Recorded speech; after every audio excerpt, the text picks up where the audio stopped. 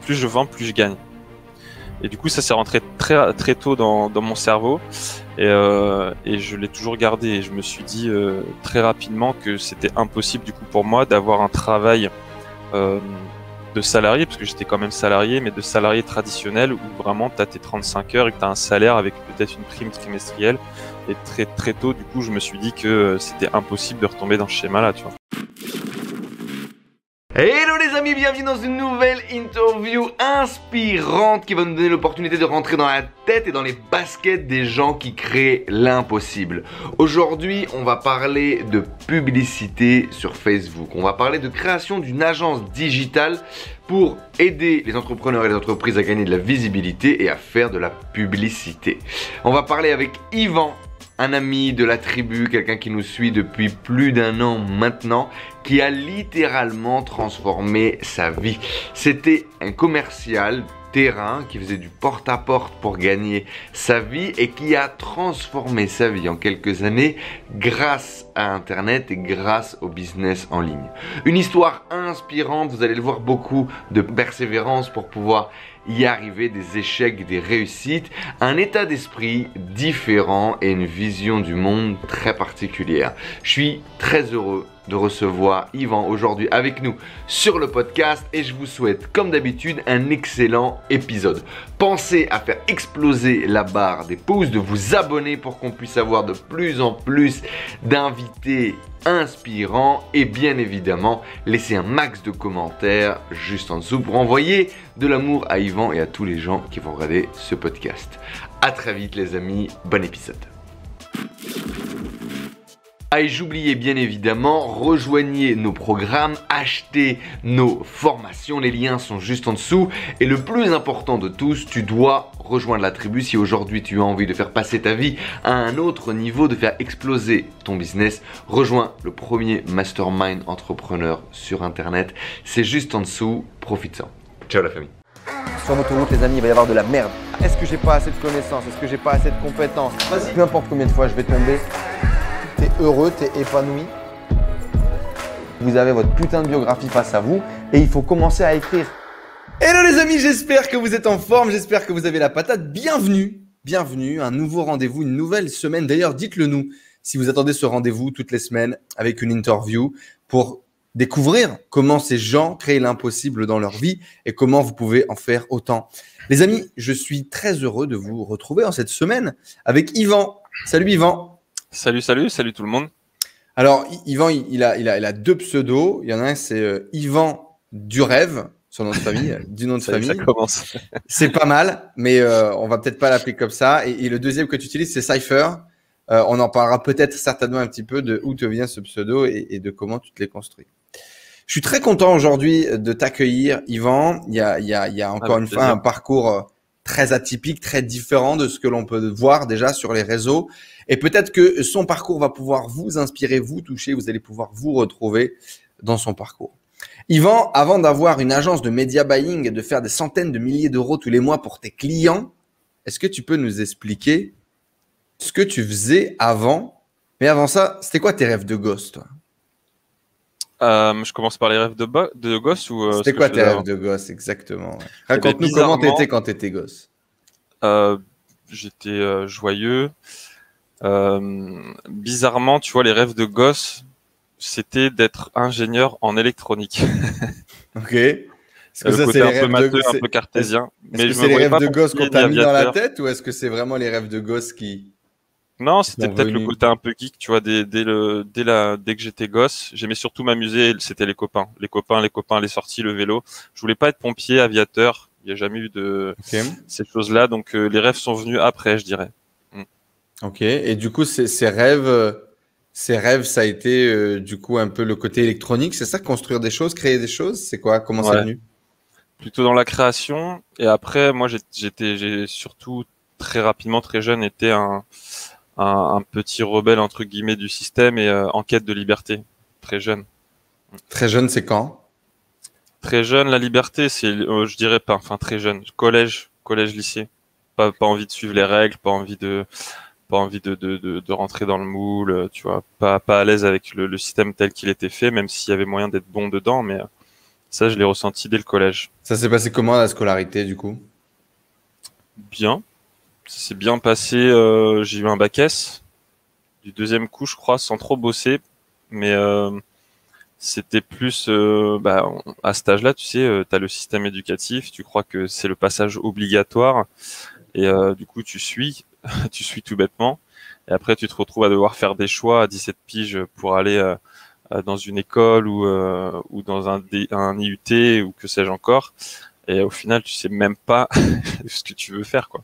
Mhm. Donc j'ai suivi quand même le cursus pardon jusqu'au bac, mais parce qu'il y avait rien d'autre à faire et qu'il fallait bien le faire, quoi. Tu Et vois. donc ton bac en poche, qu'est-ce qui se passe à ce moment-là?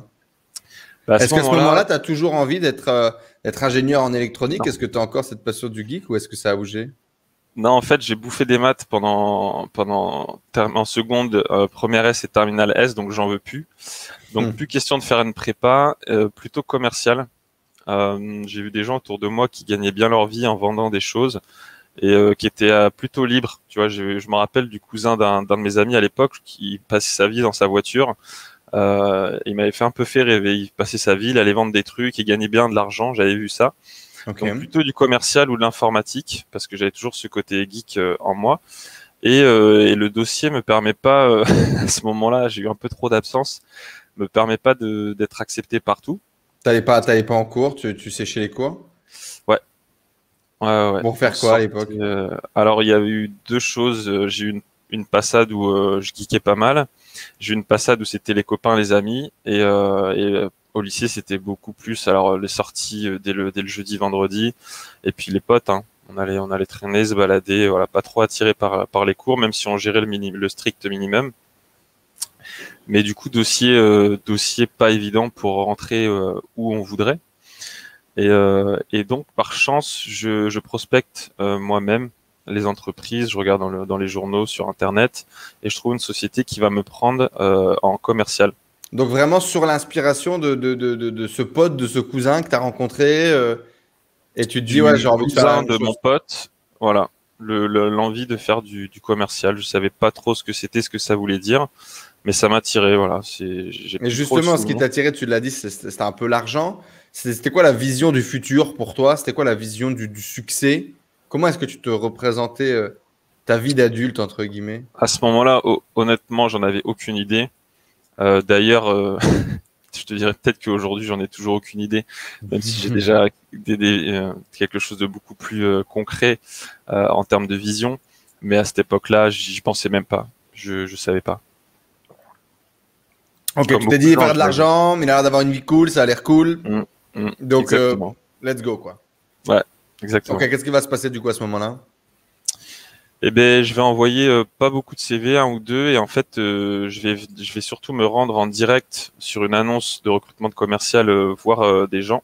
Et là, je tombe sur un animateur des ventes. Dans ces sociétés-là, c'est manager en fait, t'encadres des vendeurs. Ok. Et en fait, eux, leur modèle, c'est qu'ils prennent aussi bien. Ça dépend des sociétés, mais le commercial B2C, donc pour le particulier, ils prennent beaucoup de débutants, ils laissent la chance aux débutants. Donc Ok. tant que tu as un permis, une voiture, ben, ils vont te tester, tu as une période d'essai, ils vont te former bien comme il faut, te formater le cerveau pour que tu deviennes un bon requin sur le terrain, Ok. et, euh, et ils vont laisser la chance à tout le monde. Est-ce que tu C'est cool. avais une appétence à ça? Est-ce que tu étais déjà plutôt quelqu'un de commercial? Est-ce que tu avais déjà Ouais. vendu des trucs dans ta vie? Est-ce que tu t'es Euh, dit que c'était fait pour toi? Comment ça s'est fait?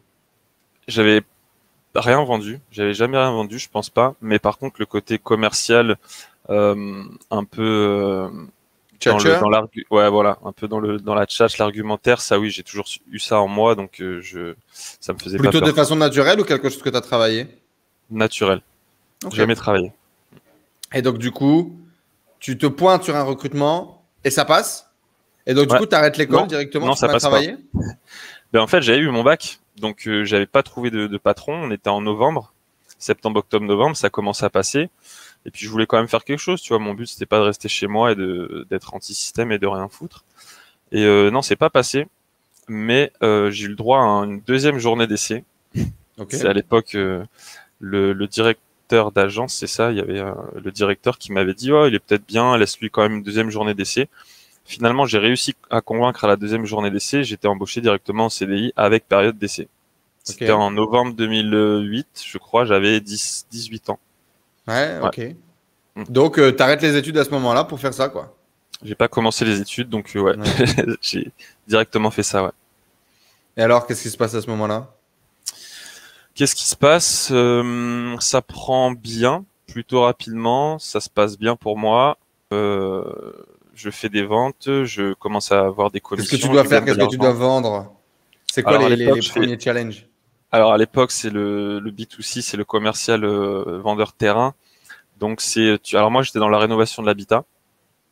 Donc que ce soit les fenêtres, l'isolation, les volets, le chauffage, etc. Et Du à coup, l'époque, t'achètes un j'étais, petit costume chez Zara ah et ouais, tu te mets à faire du porte-à-porte? c'est ça, putain. Quand j'y repense, n'empêche, à l'époque, c'est ça, hein, putain, il fallait un costume, cravate. À 19 ans, je portais des cravates. Quand j'y pense, c'est rigolo, mais et ouais, à l'époque, donc tu fais du porte-à-porte, du phoning, des galeries marchandes, des marchés. Une fois par semaine, tu vas au marché tôt le matin avec ton stand et tu trouves des clients pour leur vendre tes produits. Ok. Et du coup, comment ça se passe? À quoi tu te heurtes? Tu te heurtes, bah, déjà le fait de parler à des adultes, d'avoir des conversations d'adultes, de devoir convaincre tu remarqueras que j'ai pas beaucoup de barbe. Imagine quand j'avais 18 ans. Mhm. Donc quand tu fais minot, d'aller vendre 5 000, 10 000, 15 000, voire 20, 30, 35 000 pour mes plus grosses ventes à des particuliers en 3 heures, bah, tu vois, faut avoir des arguments, faut être confiant, faut convaincre, puis il faut connaître ta méthode. Dans ces sociétés-là, en fait, tu as une méthode de vente si tu la respectes à la ligne. Alors moi, ce que j'ai appris par contre, pendant que j'y pense, à cette époque-là, c'est l'ambiance, prise de glace, découverte, questions ouvertes, apprendre à connaître la personne que tu as en face de toi. Mhm. Ça a été vraiment une arme et on te forme à ça d'ailleurs. Ok. Et donc, du coup, ça marche pour toi? Tu te prends au jeu, tu arrives à faire des ventes? Comment Mm. ça se passe? Ouais, ouais, ça a bien marché. Au bout d'un an, on m'a proposé d'être animateur des ventes. Donc, j'avais 4, 5 vendeurs. Il y avait un ou deux contrats pro, je crois. Et, euh, et puis, très rapidement, au bout de 2 ans, j'avais la possibilité, un challenge, entre guillemets, sur 3 mois pour être directeur d'agence. Ok. Et c'est à ce moment-là et depuis quelques mois que ça me plaisait plus trop, que j'avais l'impression d'avoir fait le tour entre guillemets, hein, en toute Mhm. humilité, mais de ce poste-là en tout cas, et ça m'intéressait plus, je me regardais plus dans la glace, je voulais quelque chose de plus propre, et ça a été ça en fait pour pendant 10 ans. Hein. Ça a été ça pendant 10 ans. C'est-à-dire? Parce que là, à 2 ans, tu as déjà la sensation. C'est une sensation qui va durer 10 ans? Ouais, en fait, c'est que j'ai évolué vers des postes de commerciaux ou d'agents co. Donc c'est la même chose, mais en indépendant, en auto-entrepreneur. Mhm. À chaque fois, ça se passait. Bon, je suis passé par des trucs aussi qui n'étaient pas faits pour moi, hein, mais j'ai fait de l'assurance, de l'IMO, ça a été très rapide. Mais à chaque fois, je faisais le truc, je commençais à être bien et je voyais pas de perspective, pas d'avenir et je sentais que c'était pas ma place, tu vois. Je saurais Ok. pas expliquer comment. J'ai aussi Tu gagnais ta vie? Tu gagnais quoi? 1500, 2000 € par mois? C'est quoi? bah, mon premier taf, j'ai rapidement passé les 3000, 4000 au bout d'un an. Au début, si tu fais 1004, 1008, 2000, 2004, En il m'est fonction des arrivé, ventes, du coup, en fonction des volumes de vente, c'est c'est que à ça? la com, ouais. Il m'est arrivé de Ouais. faire 6000 € quand j'avais 20 ans, tu vois, avec les commissions, un Mhm. challenge. Donc c'était Et à plutôt ce cool, moi, moment-là, à du coup, quand l'époque. ça marche pour toi, qu'est-ce que tu te dis? Je vais être commercial toute ma vie, c'est génial, j'ai trouvé une pépite. Regarde les cons qui sont partis à l'école, moi je gagne 2 fois plus que le prof. Qu'est-ce que tu vis à ce moment-là? Bah, à ce moment-là, je me dis, le système traditionnel, c'est pas forcément en fait ce qu'il y a de mieux, parce qu'à ce moment-là, j'ai tous mes potes qui sont en études, qui sont Mhm. encore à 18, 19 ans, qui savent pas ce qu'ils vont faire de leur vie. Il y en a qui Et toi, galèrent. tu peux mettre une bouteille en boîte quand vous sortez le week-end. Ouais, bah, d'ailleurs, j'ai tout dépensé, hein. Ces années-là, c'était exactement ce qu'on faisait, effectivement. Mais du coup, tu te dis quand même, j'ai trouvé un moyen, comme une formule magique, où quand je vends, plus je gagne. Et du coup, ça s'est rentré très très tôt dans mon cerveau et je l'ai toujours gardé. Et je me suis dit très rapidement que c'était impossible du coup pour moi d'avoir un travail euh, de salarié, parce que j'étais quand même salarié, mais de salarié traditionnel où vraiment tu as tes 35 heures et que tu as un salaire avec peut-être une prime trimestrielle. Et très très tôt, du coup, je me suis dit que c'était impossible de retomber dans ce schéma-là, tu vois. Ouais, il te fallait cette indépendance ou cette possibilité en tout cas de gagner plus. Pour rapidement clôturer un peu cette expérience de commercial, est-ce que tu penses que tu es devenu commercial? Est-ce que tu penses que cette charge que tu avais initialement t'a permis de devenir un bon commercial? Comment ça s'est... Comment est-ce que tu vois aujourd'hui cette carrière de commercial que tu as eue? Je pense que c'est les deux et je pense que c'est un travail en fait qui me correspond parce que c'est moi. Je suis avenant, j'aime les gens, j'aime aller vers les gens, j'aime vendre aussi, puisqu'on fait de la vente tous les jours, hein, t'en parles très souvent dans tes vidéos. On fait de la vente pour convaincre, on fait de la vente pour dire merci, on fait de la vente en amour.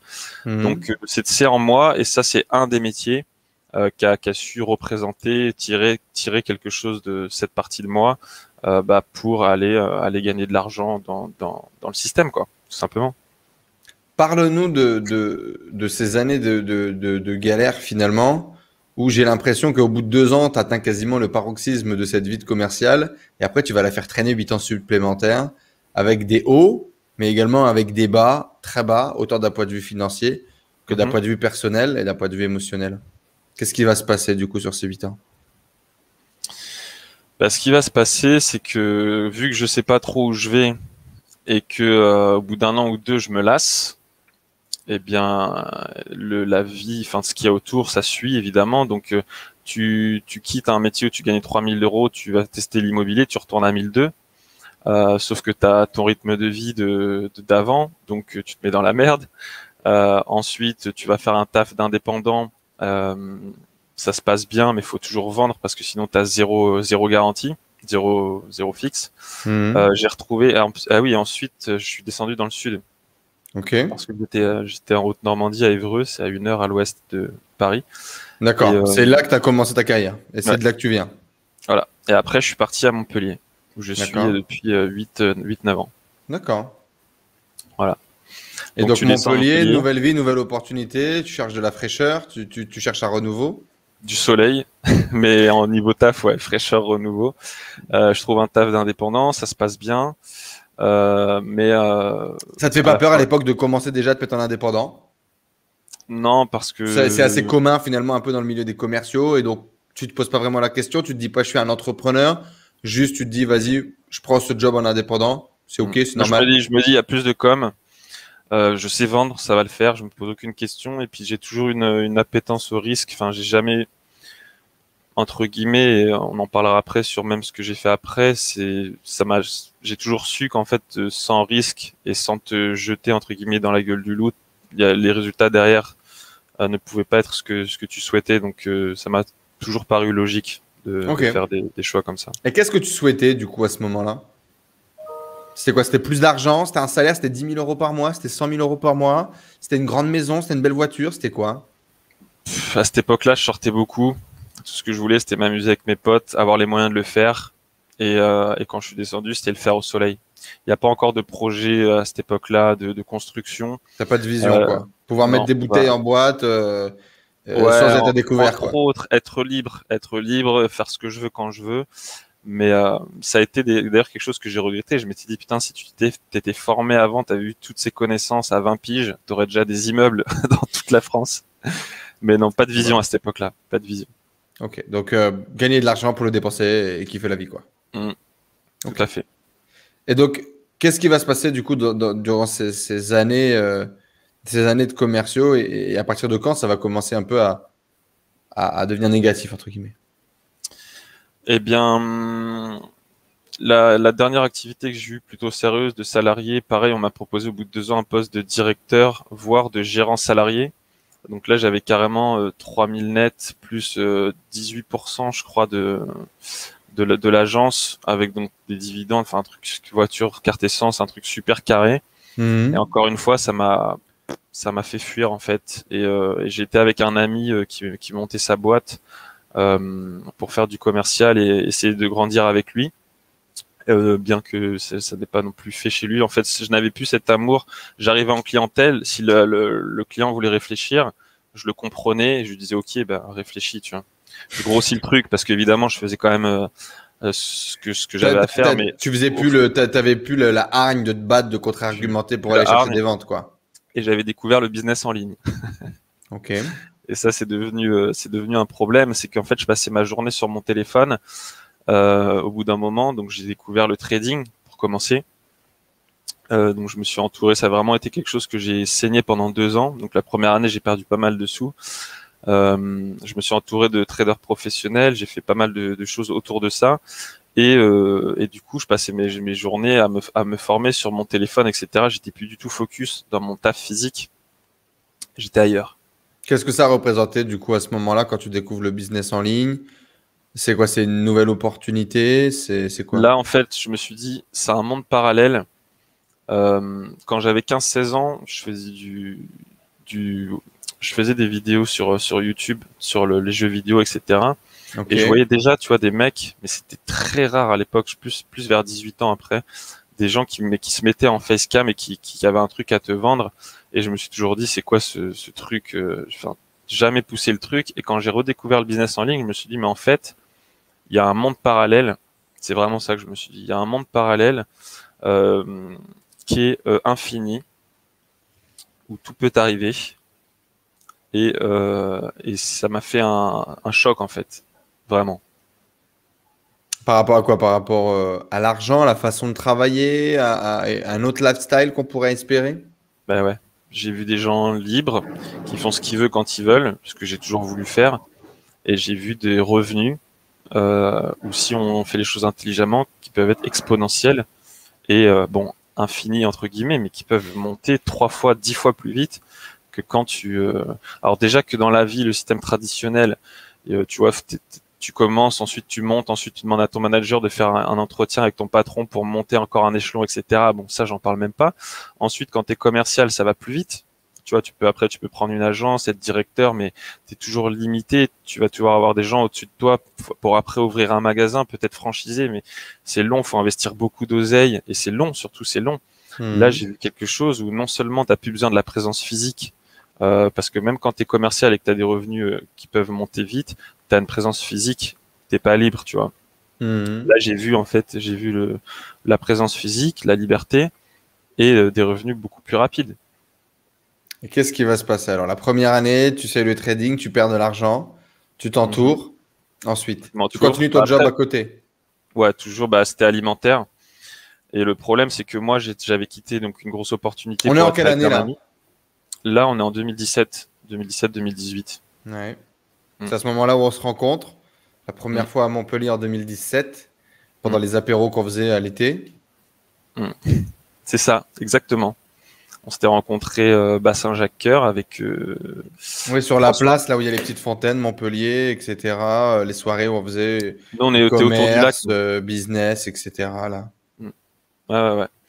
Et donc, à l'époque, j'essayais de développer un robot que j'avais payé chez un dev, un robot de trading, qui Mhm. fonctionne toujours d'ailleurs, mais on n'a pas poussé le truc.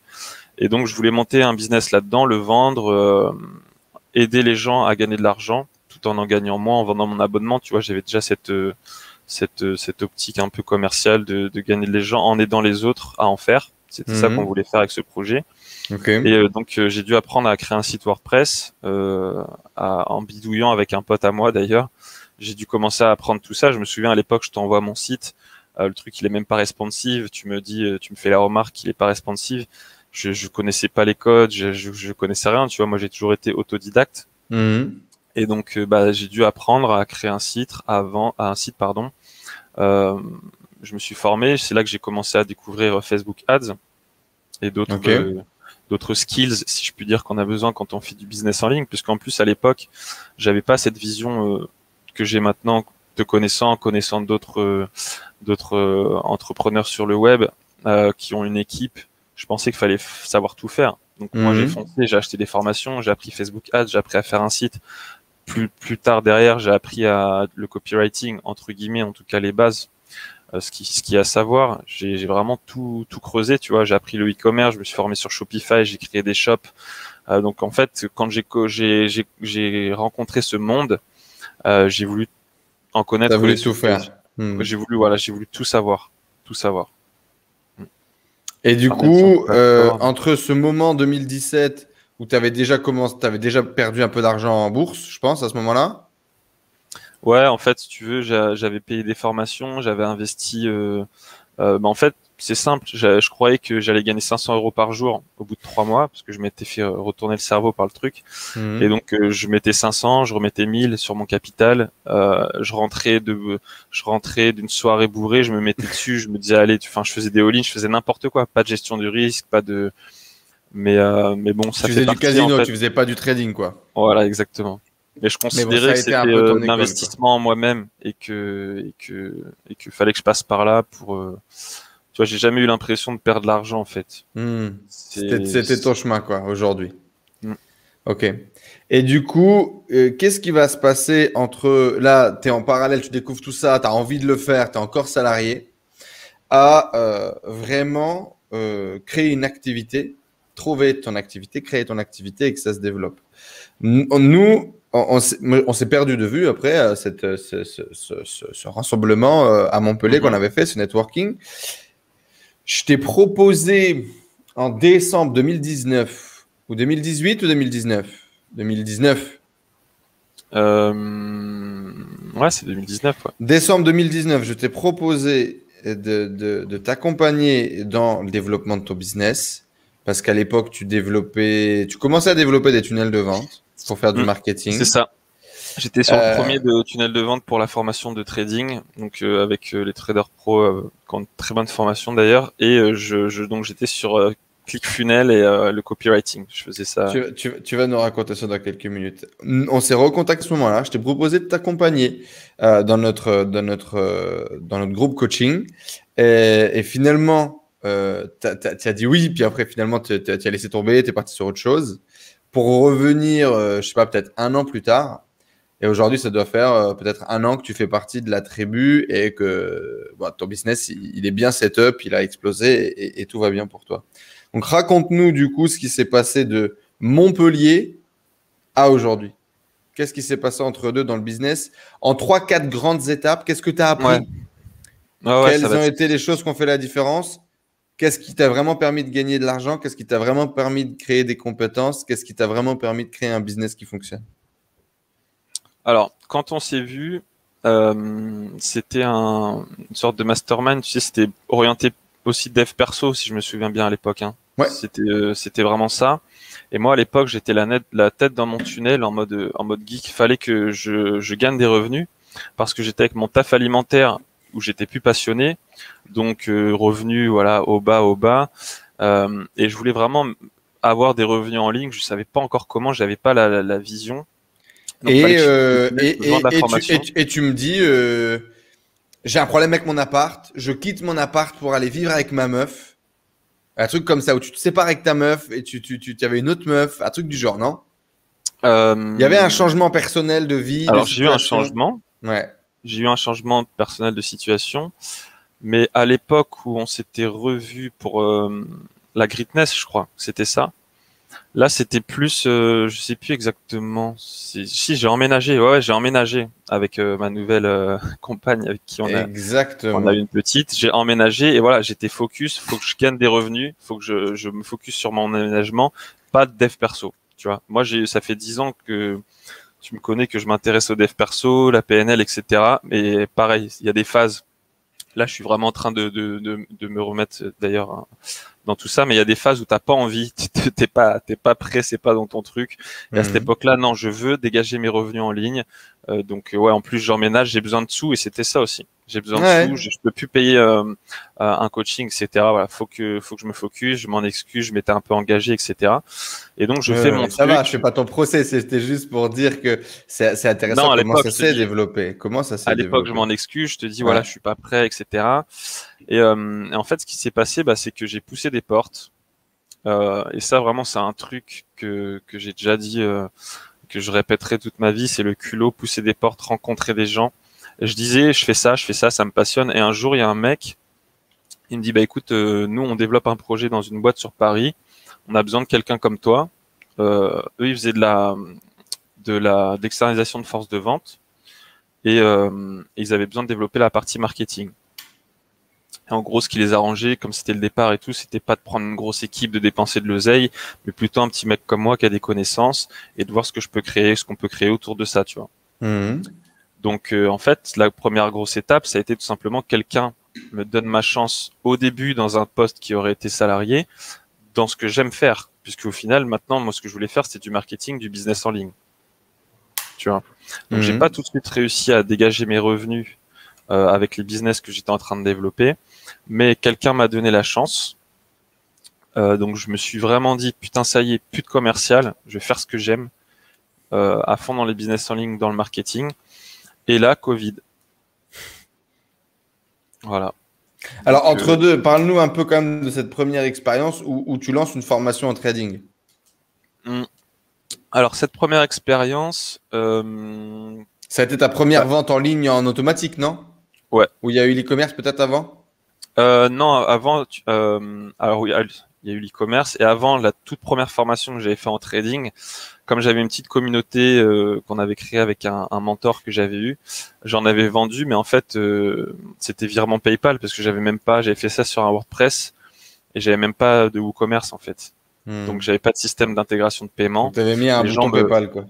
Ouais, un bouton PayPal et en plus de ça, les gens, en fait, au lieu de passer par le site, venaient me voir en privé et je vais faire 3 ventes, quoi, tu vois. Donc c'était ça. C'est les premières ventes, c'est beau. Donc formation, donc une formation sur le trading, sur ce que tu parlais tout à l'heure. Ok. Ouais. Ensuite, il y a eu le e-com, effectivement. J'ai vu le e-com, j'ai vu des résultats impressionnants, j'ai vu des lambeaux sur YouTube et j'ai testé, j'ai pas mal testé. J'ai fait une grosse formation, plusieurs.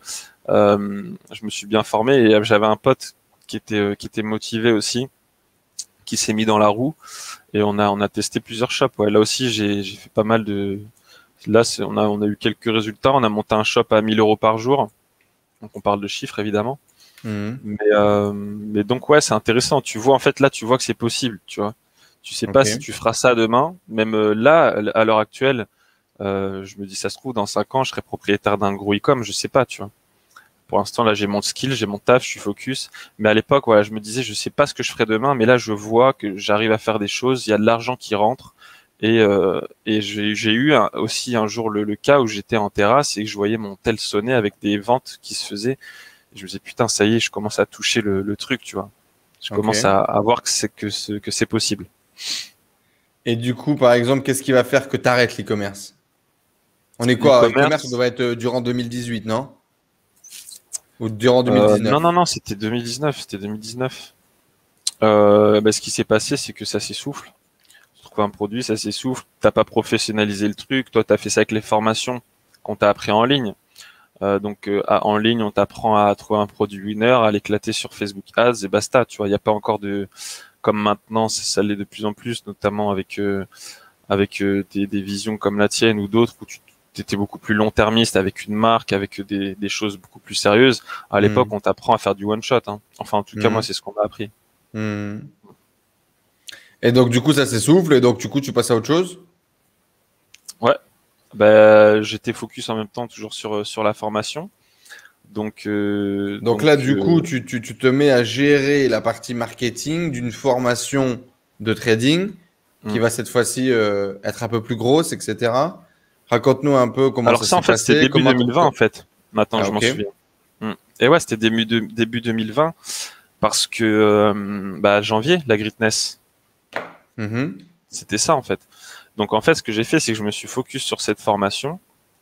Et donc, du coup, les 2 associés avec qui je suis, on a fait de la vente. Eux, ils avaient déjà une communauté, surtout Julien, qui est le fondateur, parce qu'il est plutôt bon, qu'il avait déjà posté des résultats. Donc, on avait une page Facebook, un groupe Telegram, etc. Et donc, ça a aidé, on va pas se mentir. Mais j'ai set-up effectivement cette formation sur ClickFunnels. Donc, j'ai fait le tunnel de vente. À l'époque, tu n'as jamais fait de tunnel de vente? Non. Et tu te lances là-dedans et tu te dis, OK, je peux le faire. Je me dis, OK, je peux le faire. Ensuite, je me forme chez quelqu'un en copywriting. Et donc, je vais pas jusqu'au bout. Il y a des choses que j'avais déjà des notions un peu commerciales, mais je vais pas jusqu'au bout. Je fais juste le strict minimum, ce dont j'ai besoin. Je prends le script, je l'adapte et je fais un truc qui a vendu. Hein. On a fait 60, 70 000 €. C'est beau. Mais c'était, ouais, franchement, on était contents.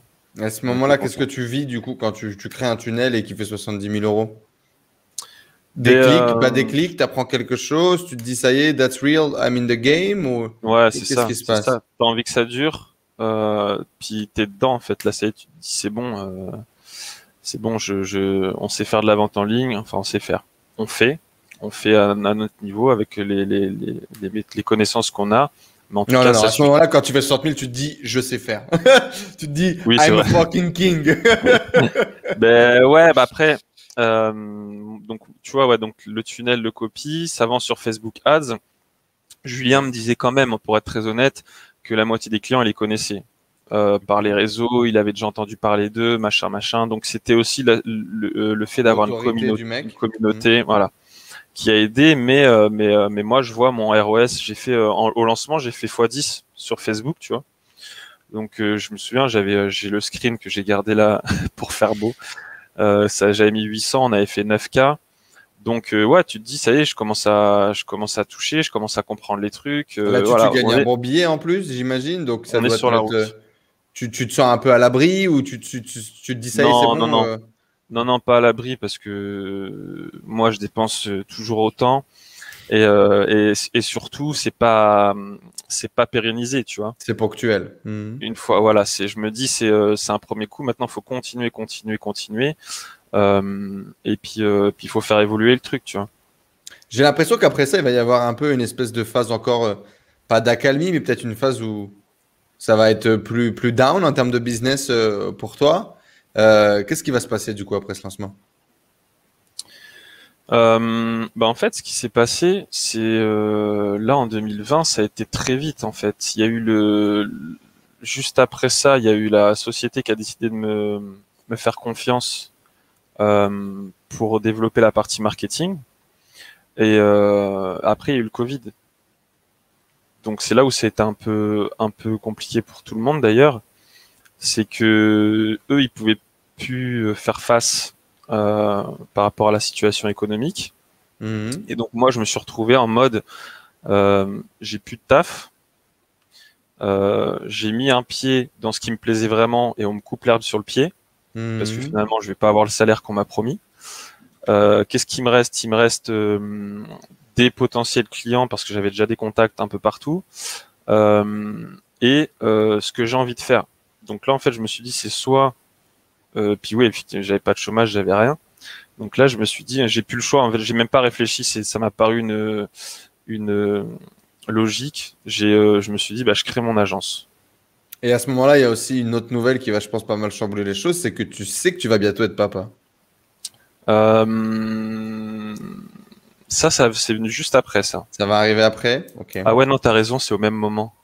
Ouais, t'as raison, c'est au même moment. Ça doit jouer un peu, je pense. Avril, mai, ouais, ouais, ça doit, ouais, carrément. Ouais, carrément. Ouais. Et donc, C'est du coup, à ce venu. moment-là, qu'est-ce qui se passe? Raconte un peu comment tu vis le truc et tu te dis, OK, j'ai pas le choix, il faut que faut que je me bouge, faut que j'aille trouver des clients, Hmm. faut que Bah j'y ouais, aille, alors quoi. honnêtement, le côté en naissance et tout, euh, c'est venu après, parce qu'au début, tu te Mhm. rends pas compte. Je vais être honnête avec OK. toi. Au début, tu te rends pas compte du tout. Tu te projettes pas. Maintenant, oui, maintenant, elle est là. Quand elle est en face de toi, tu te dis, bon, ça coûte cher les couches, ça coûte cher le lait. En Ouais. plus, elle est bien en chair. Mais non, au début, je me dis surtout, j'ai pas de salaire, j'ai rien. Et là, je vais pas aller retourner, même avec ma belle gueule, retrouver les contacts que j'ai dans le commercial. Il y a le Covid. Donc, ils vont me dire, OK, ben, on va attendre, tu vois. Donc, je me dis, j'ai pas le choix. Et j'ai déjà un pied dans l'étrier, j'ai déjà des potentiels clients autour de moi. Donc je me dis, il faut que je fasse un Tu truc. perds pas Pas le choix. confiance à ce moment-là? Tu te dis pas, fuck, c'est pas fait pour moi, j'y arriverai pas, ça marche pas. Non, non, non, non, non, ça a shifté très vite. En OK. fait, j'étais en contact sur un projet avec la société et et j'avais des gens autour de moi que j'avais déjà commencé à démarcher, à rencontrer. Et je me suis dit, si la société peut pas me payer, et que ce que je comprends tout à fait, hein, vu la situation, etc., ben, je vais le faire tout seul, en fait, tout simplement. Mhm. Je vais faire ce que j'avais commencé ou ce que j'allais faire pour eux, je vais le faire tout seul. OK. Mm. Et donc, à ce moment-là, qu'est-ce qui se passe? Ben, à ce moment-là, je me suis entouré. Je me suis entouré. Je connaissais des gens.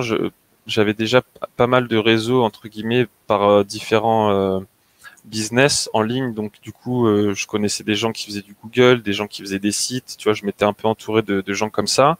Et une de ces personnes qui est devenue mon associé par la suite, qui l'est aujourd'hui, je lui dis, je crée une agence. Il y a comment dire, ces skills là que j'ai pas ou que j'ai moins, pas de manière optimale en tout cas. J'en ai plutôt besoin. des trucs qui étaient plutôt la technique, du coup. Ouais, tout à fait, tout à fait. Création de sites, etc. Et tu Ouais. te dis, voilà, moi, je vais aller vendre des sites et toi, tu vas les faire, quoi. Au début, c'était ça. Exactement. Comment tu as fait ton réseau? Tu parles beaucoup de réseau, tu parles beaucoup de t'entourer. Comment est-ce que tu as fait? C'est une question que beaucoup de gens se posent, où beaucoup de gens disent, moi, j'ai pas de réseau, moi, j'ai pas de ci, moi, j'ai pas de là. Bah ça a toujours été naturel chez moi. C'est d'être curieux, d'aller vers les gens, d'être avenant, de pas avoir peur. Sur les réseaux sociaux, sur Facebook, sur Instagram, Ouais. comment est-ce que tu as fait? Beaucoup sur Facebook. J'ai fait un peu de physique, notamment en allant dans les événements comme le tien. Et, mais après, ouais, c'est Facebook, c'est le culot d'aller rencontrer les gens. Tu vois, toi, je te connaissais à peine. Quand j'ai fait mes tunnels de vente, que j'ai découvert le copywriting, je me souviens, je suis allé te voir sur Insta. J'ai fait, gros, si tu as besoin de tunnels de vente, de copywriting, j'ai fait cette formation-là. Je suis chaud, ça me parle parce que le copywriting, je te mens pas. Tu vois, c'est un truc que j'ai en moi. Si demain, là, je suis pas sur cette voie-là, mais c'est un truc que je pourrais faire. Tu vois, c'est de la vente, c'est de l'émotionnel, c'est un truc, ça me plaît. Et donc, quand j'ai découvert que en fait, ce que je faisais depuis 10 ans en physique se faisait aussi sur le net de manière beaucoup plus structurée, avec des codes, etc. J'ai dit putain, mais c'est magique. J'ai eu la même réaction que quand tu découvres. Tu vois, j'aime toujours découvrir des nouvelles choses, etc. Et donc, je suis venu te voir et je t'ai dit, Enzo, je peux faire ça pour toi, tu vois. Et ça, je l'ai fait pas avec 10 milliers de gens, mais j'ai jamais hésité à aller voir des gens, à proposer mes services. Même quand tu n'étais pas sûr de toi, du coup, même quand tu n'avais pas beaucoup d'expérience, tu te dis, on prend puis on verra plus tard, c'est ça? Ben ouais, je me disais, et puis aussi peut-être à tort des fois, je me disais que j'en étais capable. Tu vois. Ok. Donc le réseau, c'est le culot, c'est pas Ça avoir t'a déjà peur. desservi comme ça de dire j'en suis capable d'essayer de vendre des trucs et de pas réussir à le faire? Ou tu trouves toujours des solutions? Desservi, non, parce que du coup, c'est de l'expérience et c'est des erreurs que tu répètes ou pas. Mais j'ai déjà eu des difficultés, par contre, par rapport à ça, et j'ai trouvé des solutions. Toujours? Ouais. Toujours on trouve. On est obligé, ouais. On est obligé. Donc Tu après, dirais il y a que, des... tu dirais que, voilà, aller au culot comme ça, oser vendre des trucs, oser dire à quelqu'un, je vais te faire ton tunnel de vente, on va vendre des trucs parce qu'on l'a plus ou moins vu comment ça se passait sans l'avoir fait. Aujourd'hui, ça t'a fait gagner plus que perdre. Oui, oui, oui. Ah oui, oui, largement, largement. Et tu Largement. Et puis recommandes c'est aux gens surtout que j'ai pas fait ça toute ma vie, hein, tu vois. C'est Hmm. surtout que après, je me suis assuré d'avoir les skills, d'avoir les gens Hmm. autour de moi, Au d'avoir début, des... pour démarrer, en tout cas, tu fais ça. Ouais, ouais. Hmm. Après, tu sais que t'as la solution, t'as une roue de secours, tu vois, tu t'anticipes, tu te professionnalises un peu quand même dans ton... Après, tu continues de faire ça en 2021. On en parlera certainement dans quelques minutes, où tu prends encore beaucoup de risques. On a parlé de ton premier business, on a parlé de comment tu en es arrivé à créer une agence. Ça a été quoi les premiers échecs de l'agence et les premières réussites du coup de l'agence? Et du coup, dis-nous en quelques mots, qu'est-ce que tu fais aujourd'hui? Alors, aujourd'hui, ce qu'on fait, on a une partie création de site, refonte de site internet, que fait mon associé. On a la partie référencement naturel SEO. Et ensuite, 70% de notre travail, c'est de l'acquisition payante. Ok, Donc, media il y a buying. la partie, ouais, media buying. Donc, il y a la partie Google dont s'occupe mon associé. Google, donc search, display, shopping, etc. Et moi, je me suis focus et je ne fais que du Facebook Ads. On est loin des trucs initiaux finalement. Qu'est-ce Bien qui s'est sûr. passé du coup? Comment est-ce que tu as pris cette voie-là? Comment est-ce que tu as pris la décision de prendre ces voies-là? Comment est-ce que tu t'es formé peut-être à ce métier? Comment ça s'est passé? Alors, ce qui s'est passé, j'avais déjà un peu touché pour vendre la formation, ensuite pour les e-com. Donc, moi, j'ai toujours aimé la data, les chiffres, je suis un peu cartésien, etc. Donc, en plus, ça me plaît, tu vois, c'est important. Et ce qui s'est passé, c'est que quand j'ai créé l'agence, je me suis focus sur vendre des sites, vendre du SEO, vendre du SEA. Donc moi, j'ai retrouvé un peu ma fibre commerciale, mais dans le digital. Donc je me suis formé sur la prospection, sur l'acquisition dans le digital. Donc j'ai Ok. dû aussi refaire du Facebook Ads pour ça, au-delà de toutes les méthodes qu'on peut avoir de prospection sur le net. Et ensuite, j'ai trouvé des clients. Donc quand j'ai trouvé des clients, qu'on faisait des sites du SEA, il y a eu la moitié des clients qui avaient aussi un besoin, une demande sur Facebook. Et donc, je me suis retrouvé à faire du Facebook parce qu'au début, j'allais pas déléguer cette partie-là. Comme je savais le faire, j'avais en plus envie de l'explorer, de continuer à le faire. Ouais. Et comme j'avais des résultats, bah, je me suis dit, ok, bah cette partie-là, elle est pour moi. Ça complète l'offre qu'on va avoir, où on va pas que faire du Google, puisque je sais, en tout cas, je me débrouille en Facebook Ads. Je vais prendre le Facebook Ads, je vais continuer à faire ça à fond et je vais me former pour être au niveau, parce que quand tu as des clients qui arrivent petit à petit, même s'il y en a que 1 sur 2 qui fait du Facebook Ads, bah toi tu commences à avoir des comptes, bah après faut gérer quoi. Sinon ça dure pas. Et c'est là vraiment que ton agence va commencer à se structurer, que le chiffre d'affaires va commencer à se développer et que tu vas commencer à grandir. C'est ça. Ça a mis du temps, c'est long. Mais en long, même temps, tout est relatif. chemin... On parle de quoi? D'un an et demi? Ouais, pour moi c'est long parce que c'est 1 an. Ouais, c'est ça. Mais moi je veux tout de suite. C'est un défaut ou une qualité, mais ouais. C'est donc ouais, ça fait 1 an. On a créé l'agence. On a commencé à bosser l'année dernière. On a créé le statut fin d'année pour professionnaliser le truc, etc. Et c'est là du coup qu'est né Cypher. Et du coup, ça a été vraiment cette année où il y a eu vraiment un décollage. step up. Ouais. Bah d'ailleurs, je suppose qu'on allait en parler après, mais c'est aussi donc c'est pas 1 an après, c'est fin d'année dernière, 6 mois, 6-8 mois après, que du coup je suis revenu te voir via la tribu. Et ça a participé, mais grandement au mindset, au côté, tu sais, d'être avec des gens qui te comprennent, qui sont comme toi, mais encore plus, notamment cette année, et je le dis avec grand plaisir, sur le chiffre, parce que c'est grâce à ça que j'ai fait des rencontres, que j'ai eu des résultats, que les résultats ont amené d'autres rencontres, et qui m'ont fait aujourd'hui bosser sur des projets avec des gens que j'aurais jamais pensé approcher il y a 6 mois, tu vois. Alors justement, avant de parler de ces bons projets qui se développent en ce moment et des bonnes news qui se trament, raconte-nous les 3 plus grosses galères que tu as eues en lançant une agence digitale.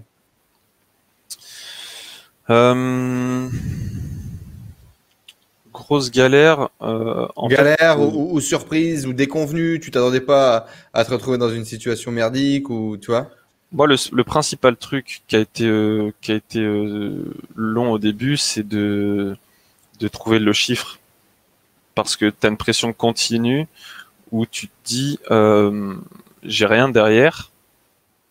Donc là, en fait, la galère, il y en a qu'une, c'est pendant un moment de t'être dit, si là ce mois-ci je trouve rien, dans 2 mois je mange pas. Voilà, ça, les premiers mois, c'est un moteur et c'est une galère. Il n'y a pas besoin de 30 galères, parce qu'après sur les trucs techniques, on gérait, tu vois, et sinon il y a toujours des solutions.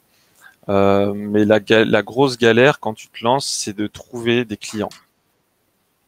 Et du coup, comment est-ce que tu as fait pour gérer cette pression, accepter cette pression, dépasser cette pression et répondre à ta problématique qui est de trouver des clients? Le premier client, par exemple. La pression, pour moi, il y en a pas trop. C'est plus un stress un peu derrière qui traîne tout le temps comme ça, parce que quand j'étais commercial, c'est la même chose. Okay. Donc, pendant 10 ans, j'ai connu le fait de si tu vends si pas, tu vends pas, il se passe rien. Ouais. Tu auras un minimum garanti, mais avec un minimum garanti, tu fais rien, tu vois. Donc du coup, j'ai toujours vécu comme ça, et je pense que c'est pas un problème. Et les solutions, bah, c'est la prospection, c'est le culot, c'est le réseau, c'est des risques. J'ai payé des gens, j'ai payé pour être dans un groupe de chefs d'entreprise sans savoir ce que ça allait donner. Et puis j'ai connecté avec les gens, j'ai prospecté, j'ai pas arrêté. Beaucoup de réseautage du coup, toi, dans ton histoire et dans ton succès. Ouais. C'est quoi la clé selon toi pour réseauter efficacement? Comment est-ce qu'on connecte vraiment avec quelqu'un et comment on arrive après à faire du business avec cette personne avec laquelle on a connecté? Bah, être soi-même, si on n'a pas la fibre naturellement, bah, c'est de se forcer, malheureusement. Forcer à quoi? Forcer à parler? Forcer à communiquer? Ouais, à parler, à communiquer, à rencontrer les gens, de pas avoir peur, pas être timide. Même si on a un travail à faire sur soi-même pour plus être timide, c'est la base de base, c'est de connecter avec les gens, de rencontrer des gens, de donner aussi, de proposer des choses. Et la deuxième chose, c'est de pas mentir, de savoir où on est, ce qu'on est en capacité de faire. Et si tu dis que t'as jamais fait, que tu vas essayer, c'est mieux que de faire croire que t'es le boss, parce que bah le client, tu vois, il va être déçu et après le client il parle. Ok. Donc, aller voir les gens, discuter avec les gens, parler de boulot, parler de ton offre ou parler de tout et de rien. De tout et de rien, de tout et de rien. Faut vraiment, c'est de tout et de rien. Faut jamais, enfin, t'as toujours dans cette idée derrière la tête, si la personne, si je connecte avec elle, que je lui plais, etc. Peut-être qu'elle me fera travailler, mais faut pas y aller pour ça. Ok. Et du coup, c'est quoi les premières phrases que tu balances dans un date business alors? Moi, j'aime bien savoir ce que fait l'autre. Je suis curieux, donc je parle souvent de la personne et je fais pas semblant. Si en général, si ça me parle pas plus que ça, je vais pas faire semblant que c'est un truc de ouf et que ça me plaît. Tu vois, je vais pas mentir. Mais en général, comme je suis curieux, ça m'intéresse vraiment. Après, on discute et puis après, on part sur d'autres sujets que forcément le travail, tu vois. Donc Ok. au bout d'un moment, elle aussi se demande ce que je fais, je lui dis ce que je fais. Et puis s'il y a des choses à faire, souvent les gens, tu vois, disent j'en aurais peut-être besoin 99%, tu les reverras pas, mais ou 90%. Et nous, on fait notre argent avec les 5 ou 10% qui retiennent, qui ont besoin de toi, avec qui t'as été honnête et t'as été toi-même. Et après, il y a des belles histoires qui commencent. Alors justement, ça a été quoi du coup les belles victoires du développement de cette agence? Partage-nous en deux et la dernière étant ce gros projet sur lequel tu as bossé récemment. Là. La première belle victoire, ça a été de pérenniser des contrats avec du récurrent. Parce que ça, tu souffles un bon coup et tu te dis, bon, déjà là, pendant 6 à 12 mois, selon les contrats, c'est Il y a de cool. l'argent qui rentre quoi. C'est ça. Ça, c'est vraiment la base. C'est ce qui débloque beaucoup de choses. Euh, la deuxième victoire, ça a été de faire mes premiers gros chiffres cette année pour des clients, évidemment. Et de se On parle de dire quoi? là, On parle de quoi en termes de gros chiffres? Qu'est-ce que tu appelles des gros chiffres? ah oui, c'est Bon. parce que c'est pour moi évidemment. Moi, j'étais un petit dans le game. Ben, gros chiffre, ça a été entre 200 et 220 000 euros, je crois, en un mois pour un C'est beaucoup, client. hein? Ouais, C'est beaucoup, hein? C'est pas être petit dans le game, c'est beaucoup d'argent. ouais, mais avant ça, tu vois, je faisais, j'avais des e-com, dont un que j'ai toujours, qui est presque un ami. J'avais des PME, donc je faisais beaucoup d'acquisitions de leads aussi, etc.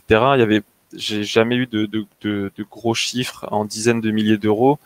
Donc c'était plutôt du long terme. C'est comme ça, tu fais le taf, c'est bien, ça plaît, les gens sont rentables. Et Et là, là, boum, un gros carton, quoi. là, c'était un bon carton qui a débloqué pas mal de choses. Et j'avais besoin de ça en plus. Je me dis putain, ça fait longtemps que je le fais, je sais le faire. J'ai besoin de quelqu'un qui a un bon produit, qui a du budget, parce que c'est aussi ça souvent le problème, et Mhm. avec qui on peut envoyer. Et du coup, grâce à la tribu, je l'ai rencontré. J'ai rencontré cette personne Super. et on a fait un bon truc, quoi. Du coup, pour en revenir à ces belles nouvelles et aux belles choses qui se sont passées, c'est quoi maintenant tes nouveaux objectifs? C'est quoi ta vision du business? C'est quoi ta vision du futur? Comment est-ce que toi tu te vois et c'est quoi les nouveaux objectifs qui sont devant toi? Alors, les nouveaux objectifs, déjà, on va répondre aux nouvelles demandes qu'on a, parce qu'on a des beaux business qui fonctionnent. Où c'est agréable d'ailleurs, on n'a plus qu'à mettre notre savoir-faire entre guillemets. Donc on Euh, vient te chercher maintenant aujourd'hui pour tes compétences en media buying, quoi. En tout cas, aujourd'hui, ce mois-ci, ces derniers mois, oui. Donc, on va y répondre, on va avoir des résultats. Et là, je suis en train de prendre quelqu'un en test pour commencer à m'entourer, m'épauler, parce que bah, le but, c'est de développer, de continuer évidemment la prospection. Après, il y a des choses que moi, j'ai plus envie de faire. Donc du coup, l'objectif, ça va être de pérenniser.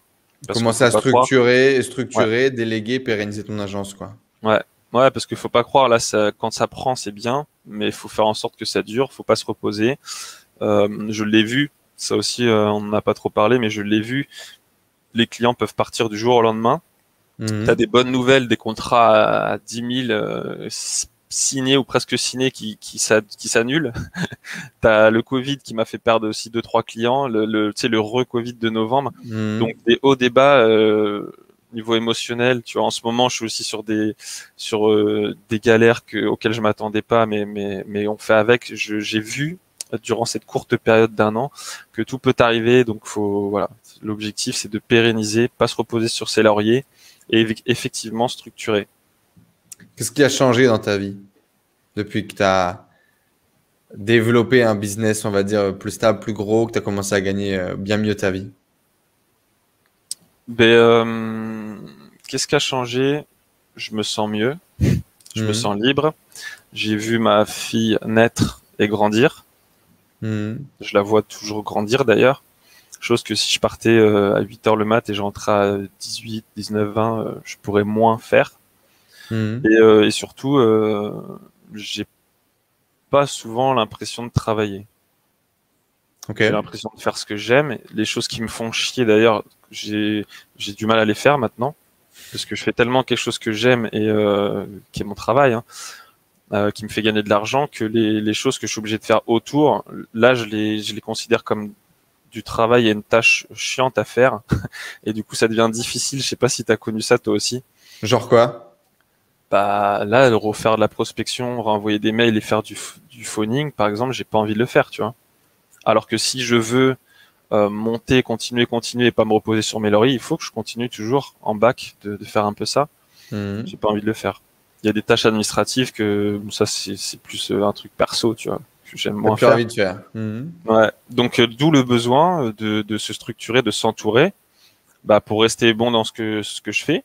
Mhm. Aussi prendre quelqu'un qui puisse prendre la relève à terme dans 6 mois, un an, 2 ans, je sais pas. Et puis voilà, faire grossir l'entreprise. On sait que c'est les 3 ans, je crois, d'une entreprise les plus décisives. Ouais, c'était une entreprise traditionnelle quand on disait ça. Sur le Malheureusement, net, aujourd'hui, les choses vont tellement beaucoup plus vite. c'est ça. Sur le net, ça doit être moins, mais enfin, en tout cas, le but c'est de perdurer, de continuer à monter comme ça, et puis advienne que pourra. Comment, parce qu'il y a beaucoup de gens, et notamment dans la tribu, je le vois aussi, il y a beaucoup de gens qui disent, ouais, moi, je sais pas ce que c'est mon truc. Comme toi, un peu des touches à tout, ils ont un peu fait toutes les formations.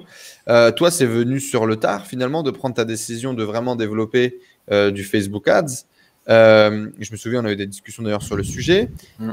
Comment est-ce qu'on prend cette décision qui peut faire peur? Parce que toi, typiquement, la première réflexion, c'était, ouais, mais tous les clients qui veulent pas ça, qui veulent autre chose, je vais les perdre. Alors qu'aujourd'hui, je pense que tu es heureux d'avoir pris cette décision et d'avoir focus là-dessus. Mhm. Les gens qui sont actuellement dans cette position de je ne sais pas moi quel est mon truc et je ne sais pas ce que je vais vendre et comment me focaliser sur un service, qu'est-ce que tu aurais à leur dire? Bah, effectivement, je me reconnais à fond dans cette situation. Donc, soit tu sais et tu fonces. Quand tu sais pas, c'est problématique. Tu touches à tout, tu es amoureux de toute connaissance et surtout, tu te fais vite sortir de ton focus. Moi, je me souviens, des fois, j'étais dans un truc, j'entends parler d'un autre truc qui a l'air ouf, je vais vite dévier, tu vois. Et en fait, le truc, c'est toujours faire ce qu'on aime. Si vraiment, alors déjà de faire une introspection sur soi-même, vraiment essayer de ressentir où on veut aller, qu'est-ce qu'on veut faire vraiment, et s'il y a quelque chose qui est au-dessus des autres, le premier conseil que je peux donner que je m'applique pas à moi-même, ou en tout cas je me suis pas appliqué à moi-même au début, ça va être de se focus, de mettre toute son énergie sur ce qu'on préfère et sur un des deux, trois sujets avec lesquels on est le plus à l'aise. Ça, Donc, c'est par vraiment exemple, ça aurait été la création de site, le commercial, le copywriting ou la création de tunnels de voilà, vente, par exemple. exactement. Et, Mhm. euh, et moi, je pensais qu'en fait, c'était bien de tout faire parce que, en fait, c'est bien de tout faire au début pour ton business. Mais quand tu fais de la prestat de service, c'est différent. C'est différent. En fait, soit tu fais de la presta, tu te focuses, tu te niches et tu deviens expert. Soit c'est pour ton business, au début tu bricoles, tu fais un peu tout seul, et dès que tu fais de l'argent, tu prends des prestataires pour faire les choses mieux que toi. Tu vois, il y a un peu de sujets. Et le deuxième conseil, c'est de se laisser guider, de pas non plus trop se prendre la tête, et les choses se feront naturellement. Moi, c'est tombé là-dessus parce que tu vois, agence, quelqu'un sur Google, des clients sur Facebook, obligé, mais j'avais déjà fait un peu en e-commerce, donc je me retrouve, tu vois, tout finalement tourne au bout d'un moment autour de Facebook. En plus, j'aime bien. Évidemment, faut qu'on aime ça. Donc Ça je fais, je s'imbrique un fais. peu naturellement, quoi, finalement. Et puis au bout d'un moment, je décide voilà, je vais arrêter de voir toucher à tout. Je suis obligé de devenir expert là-dedans. Donc je vais devenir bon là-dedans. Tu continues à te former, tu vas chercher aux US les meilleurs, machin. Tu continues. T'as des résultats. Et puis peut-être que dans 3 ans, je ferai autre chose. Hein. Ça a été quoi je t'ai dit qu'est-ce qui a changé dans ta vie, qu'est-ce qui a changé dans ta tête, qu'est-ce qui a changé dans ta vision de toi-même? Bah déjà, tu prends confiance et tu as une certaine fierté parce qu'on va pas se mentir, quand tu te lances là-dedans, tu as quand même des réactions de ton environnement qui sont dures parce que les gens comprennent pas. Moi, c'est quelque chose qui m'a beaucoup marqué. Ouais. Ma famille m'a toujours laissé un peu faire ce que je voulais là-dessus et en tout cas m'ont jamais vraiment dit s'ils avaient des peurs. Donc de ce côté-là, j'avais pas trop de problèmes. Mais les amis, les gens qui sont proches de toi, t'en as quand même, on va dire, Se foutre de ta gueule. 70 à 80%. Alors ils se foutent de ta gueule derrière ton dos, sûrement certains. D'autres te disent en face qu'ils comprennent pas tes choix. Et il y en a la moitié de ceux-là qui, en plus de ça, n'ont pas ni ta vision, ni les connaissances. Parce que moi, tu vois, je voyais ce qui se passait chez vous, chez les mecs du net, mais les gens de moi, dans mon monde physique, ne voyaient pas ça. Donc ils disaient, mais qu'est-ce qu'ils racontent trading, vente de formation, c'est pas concret, tu vois. Moi, je voyais des mecs qui faisaient 20 000 euros par mois en vendant des formations et en termes de dépenses, il y avait rien. Donc c'était 20 000, sauf les charges qui rentraient. Donc je me disais c'est incroyable. Mais de l'autre côté, les gens sont dans le système et Oui, ils sont dans leurs bloqués. 1 400 € par mois en faisant leurs 35 heures et ils se disent mais qu'est-ce qu'ils Plus, racontent, ils vendent là. même moi, j'ai des amis qui gagnent plus, qui sont aussi dans le commercial et qui n'ont pas de problème d'argent. Mais en tant que toujours Mais qui CDI, sont salarié, prisonniers du business, quoi. ouais, par les horaires surtout. Et donc du coup, je comprends cette incompréhension. Mais moi, ce qui a été compliqué, c'était voilà, enfin, en tout cas, pour revenir à la question, c'est tu ressens de la fierté parce que tous ces choses-là te mettent des freins et te font douter en fait. Je prendrai jamais la comparaison, hein, mais le mec là qui a créé Alibaba explique dans un interview qu'il a planté 7 boîtes.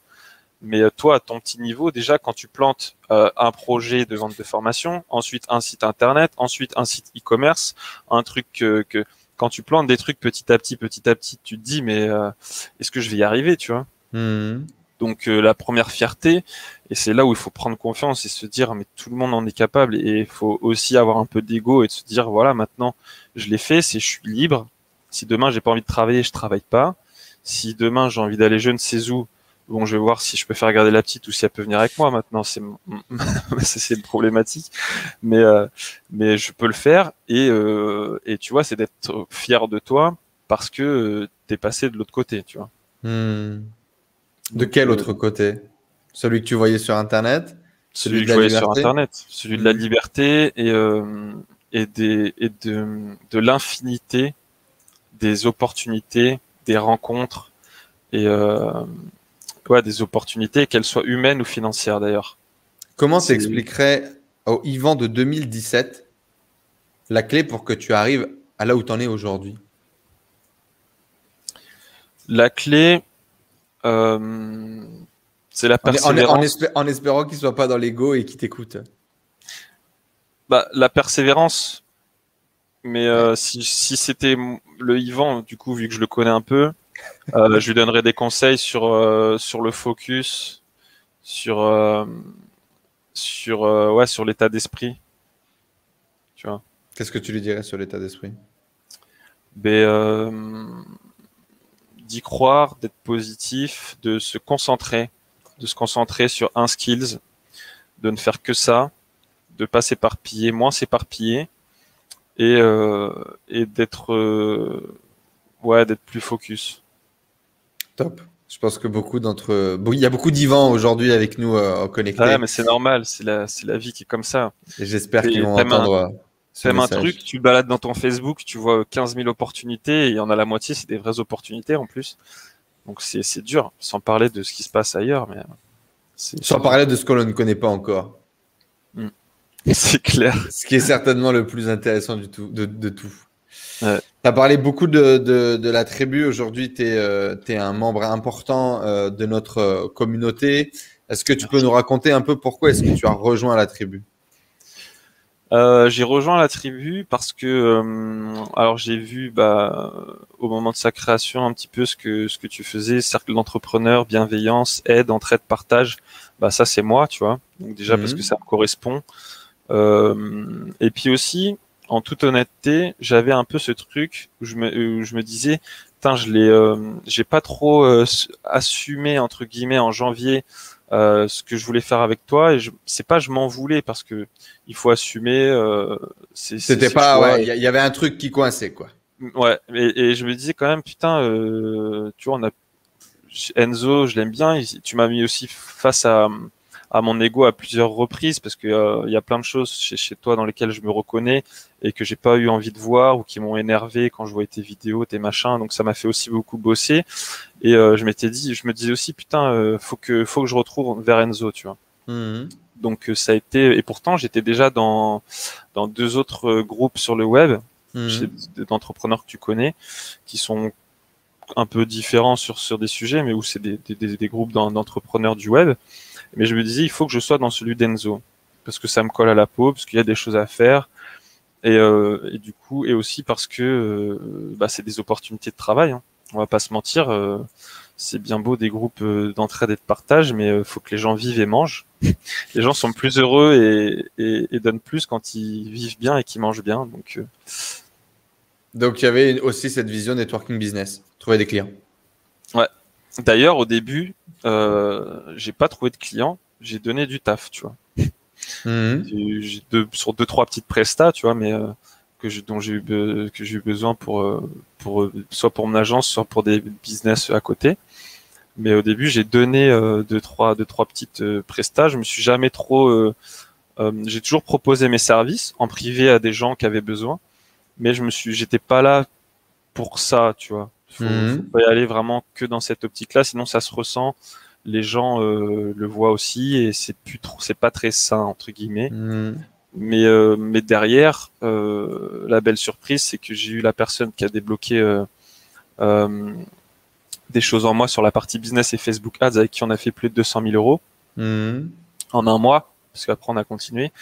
Et cette personne, la première fois que je lui ai parlé dans la tribu, tu vois, on a parlé naissance, enfant, vaccin, amour, et Mhm. on n'a pas parlé business, tu vois. Mhm. Donc c'est ça qui est beau, c'est que tu connectes avec des gens.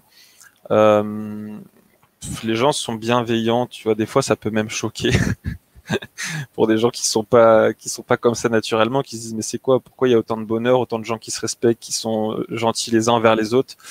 Donc ouais, les gens, tu sais, quand t'es bien formaté par le système, c'est pas quelque chose de naturel pour toi, hein. Ça me rappelle quand C'est dur, mais je veux vraiment qu'on garde ça.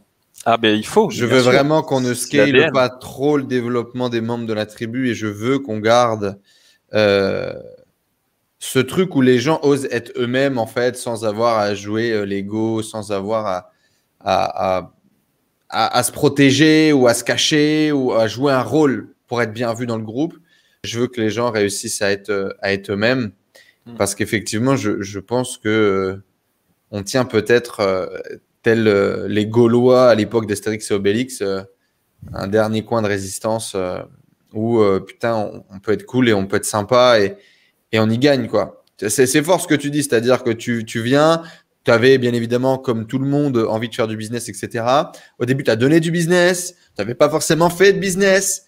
Et puis, un jour, en discutant un truc qui n'a rien à voir, tu vas trouver le client avec lequel tu vas faire la somme de milliers d'euros de vente. C'est plutôt Mm. pas mal comme story, quoi. C'est clair. Qu'est-ce Ah que c'est tu clair, c'est trouves beau. du coup au quotidien dans la tribu alors? Qu'est-ce que j'y trouve au quotidien? Alors même quand je suis pas actif, vu que je suis un peu tout le temps geek sur mon WhatsApp, je lis les conversations. Donc déjà, ça donne du baume au cœur entre guillemets. On va faire la partie bisounours. J'y trouve de l'amour, j'y trouve de la bienveillance. Donc ça fait plaisir. Ça, tu vois, on vit dans un monde aux infos, on te montre pas les belles choses. Mhm.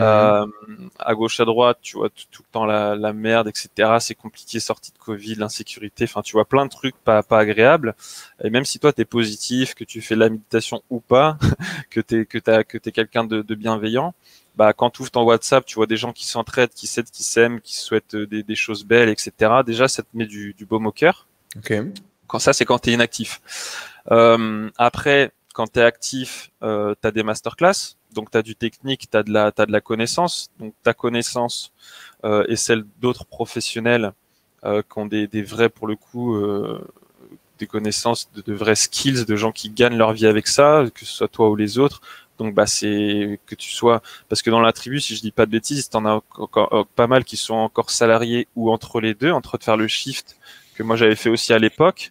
T'en as aussi plein qui sont entrepreneurs, donc t'as un peu un éventail. Je Euh, dirais 70-30, 70% qui sont déjà entrepreneurs. ok, Dans ça ces marche. Je pensais que c'était à peu 70% près qui sont 50-50. dans ces 70% qui sont entrepreneurs, je dirais que tu en as 50% qui sont entre 0 et 1500 et 50% qui sont en plus de 1500. Donc, Ouais, tu c'est top. vois, il y a des gens qui ont déjà passé le cap, mais qui n'ont pas encore les résultats pour pérenniser ce cap de l'entrepreneuriat. Mhm. Ouais, donc c'est quand même un éventail. Et donc le fait d'avoir des mecs qui sont à 5, 10, voire plus en face toutes les semaines, bah ça aide, ça fait grandir.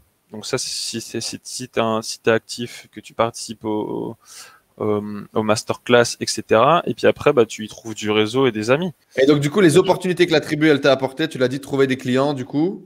Quoi d'autre? Est-ce qu'il ouais, y a d'autres trucs qui t'ont vraiment trouver des marqué? humains déjà, trouver peut-être des amis un jour, et ouais, trouver un client. Et en fait, quand tu es entrepreneur, comme la plupart de ceux de la tribu ou ailleurs, c'est tes résultats qui font beaucoup parler, même si tu es très bon en acquisition, etc. Et en fait, là, j'ai eu la chance que cette personne de la tribu me fasse avoir des gros résultats qui ont parlé et qui, du coup, ont attiré d'autres gros clients. Donc, en fait, Hmm. j'ai envie de te dire que sans toi, sans la tribu, c'est un fait. Moi, après, c'est moi qui ai allé, c'est moi qui ai connecté, c'est moi qui fais le taf. Mais sans toi et sans la tribu, j'aurais pas rencontré, j'aurais pas eu les résultats, j'aurais pas explosé. Donc, c'est un des meilleurs choix que j'ai fait de l'année dernière aussi. Il faut le dire. Top. Et ça fait partie de l'écosystème. Quand t'es entrepreneur et que tu es sur le web, c'est important d'avoir un environnement. Je regardais une vidéo tout à l'heure encore sur l'épigénétique, tu vois, tu dois Mhm. connaître un peu que ton environnement qui crée tes programmes soit propice et soit bon pour ton business. Et la tribu, pour moi, aujourd'hui, en fait partie. C'est pour ça que même si je suis pas actif pendant 2-3 semaines et que je suis ailleurs, je le garderai, je l'aurai en fond sur WhatsApp, je lirai les messages, mais il y aura la tribu. C'est top. C'est quoi ton meilleur souvenir dans la tribu? Bah moi, je suis quand même assez physique, tu vois, malgré le fait Ouais, la de. rencontre que vous avez fait, la première rencontre. Bah ouais, voir les humains quand même. Même si ça date que ça date et que depuis il y a eu plein de belles choses dans la tribu, ça reste le physique. Le physique et peut-être la plus grosse journée de vente avec Olive. C'est peut-être ça aussi. Même la seule journée où je l'ai rencontré, où on a connecté. C'est parce qu'en plus Hmm. de ça, hors business, c'est une belle personne qui habite pas si loin, donc je vais les rencontrer, on va se faire un barbecue, etc. Donc c'est ça qui est ouf, c'est que ça va devenir, c'est déjà un pote, ça pourrait devenir un ami. La journée, c'était la journée où on a connecté, et après, depuis, il y en a eu des belles journées, il y en a eu plein. Top. Yvan, c'est le moment de ton call to action. Tu as l'opportunité de partager aux gens ton service, ta force, ce que tu as envie de leur offrir. C'est maintenant, c'est ton moment. Tu as, une minute. Let's go.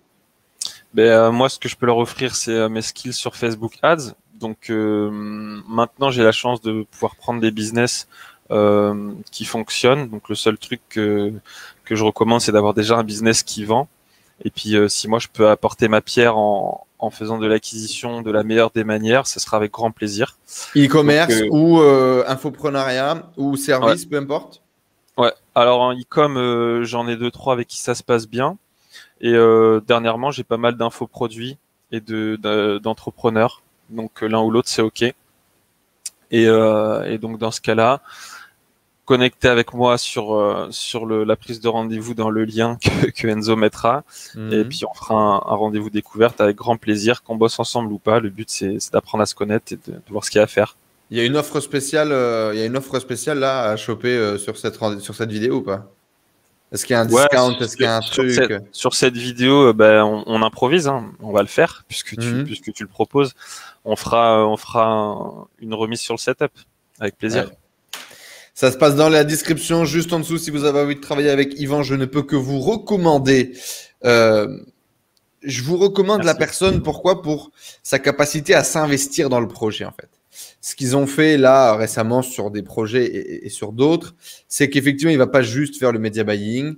Il va vraiment s'intéresser à vous, s'intéresser à votre projet, s'intéresser à votre produit. Il va vous dire, tiens, tu pourrais mettre un upsell, tu pourrais faire faudrait peut-être refaire ton copywriting, faudrait peut-être refaire le graphisme de ta formation là, parce qu'on peut faire mieux, etc. C'est vraiment quelqu'un qui va s'investir dans votre business et qui va essayer de vous accompagner du mieux qu'il le peut. Et c'est une personne avec de belles valeurs, en effet. Donc, je ne peux que vous recommander de travailler avec lui. Et en plus de tout ça, et ce qu'il n'a pas dit également, c'est la performance. Je pense que c'est l'autre truc aussi qui est très sexy. C'est effectivement allier les deux, allier ce côté bien-être, bienveillance, ce côté communication, ce côté humain, également le côté performance, parce qu'on est des performeurs et c'est important. Donc voilà, si ça vous intéresse, le lien dans la description juste en dessous. Et quoi d'autre?